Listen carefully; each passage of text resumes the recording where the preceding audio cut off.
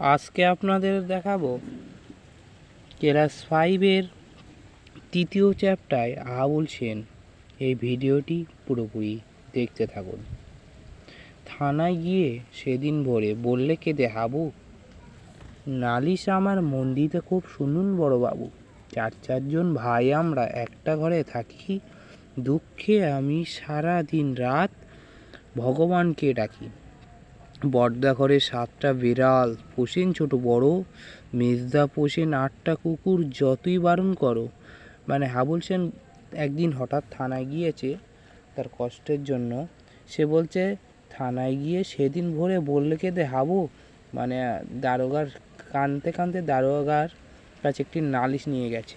তাই বলছে নালিশ আমার মন দিয়ে খুব শুনুন বড়বাবু, মানে আমার নালিশটা একটু মন দিয়ে শুনুন। চারজন ভাই আমরা একটা ঘরে থাকি, মানে আমরা 4 ভাই একটা ঘরেই থাকি। দুঃখে আমি সারা দিন রাত ভগবানকে ডাকি, মানে এতই কষ্ট দুঃখ তারা দিন রাত শুধু ভগবানকেই ডাকতে থাকে একটু সাহায্যের জন্য। তারপর বলেছে 3 প্যারা, বড়দা ঘরে 7টা বিড়াল পোষেন ছোট বড়, মানে বড়দার ঘরে 7টা বিড়াল আছে, তাও আবার পোষেন আবার ছোট বড়। মেজদা পোষেন 8টা কুকুর, যতই বারণ করো।